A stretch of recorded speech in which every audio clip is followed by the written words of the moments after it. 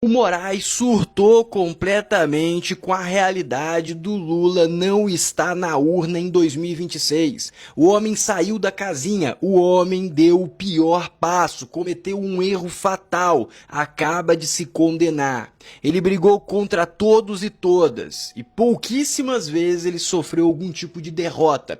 E agora ele vai receber a sua derrota final. E quem vai dar a última apunhalada, na verdade, quem introduziu a primeira apunhalada foi o próprio ego dele. A realidade é a seguinte: existem duas possibilidades para o Lula estar na urna em 2026. Possibilidade 1, ser uma coisa muito fácil. Ele tem uma confiança irreversível, uma confiança extremamente sólida que ele vai ganhar as eleições. Ele não vai precisar ficar rodando o país todo, ele não vai precisar fazer um monte de maracutaia, ele não vai precisar ficar de joelho para todo mundo, não vai ter risco relevante dele perder. Esse é o cenário 1 para ele ir para a urna. O cenário 2, se ele não for para a urna, significar a liquidação dele. Eu não estou falando de liquidação eleitoral, estou falando de liquidação praticamente física. Significar que ele vai ser preso, condenado. Significar que ele não vai conseguir fugir. Significar que ele vai perder todos os sambariloves que ele fez em toda a vida dele como presidente do Brasil. Essa é a segunda possibilidade dele ser forçado a ir para a urna. É a segunda possibilidade da gente ver o nome dele lá.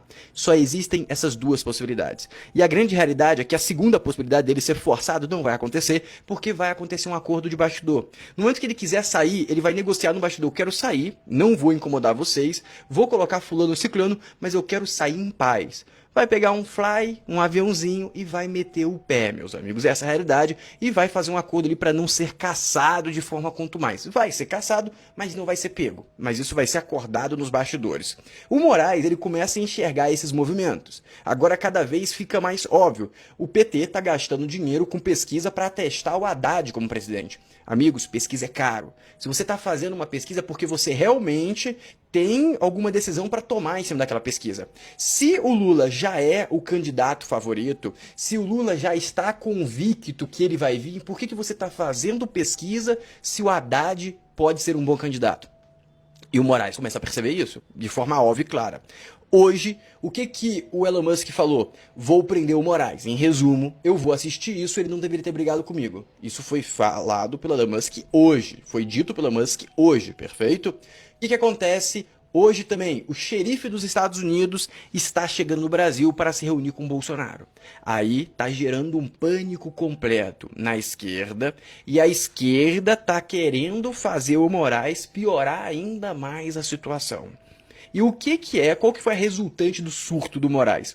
Ele pegou e foi caçar o jornalista. Meus amigos, mas aí ele foi caçar os jornalistas, um dos pilares da democracia do Trump, da estratégia e da campanha do Trump, qual era? Liberdade de expressão. Qual que é uma das principais críticas contra o nosso Alexandre de Moraes? É que ele é contra a liberdade de expressão. É que ele rasga a democracia. E aí ele repete mais uma vez esse processo. E aí ele pega um Trump que está apanhando mundialmente porque ele falou que ia entregar paz, e ele acaba de entrar numa crise gigantesca no Irã, numa guerra gigantesca no Irã, que está gerando uma crise de inflação no mundo inteiro.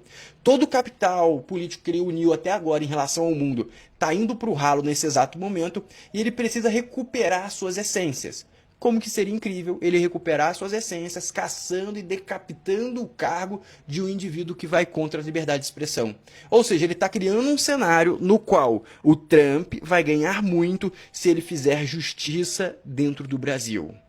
Consegue compreender o nível de encurralado que o Moraes está se encontrando nesse exato momento? E ele não consegue ver isso. Por quê? Porque o ego do homem é um deus. É muito difícil, quando você é um deus, você se reconhecer como um cidadão normal. Essa é a realidade.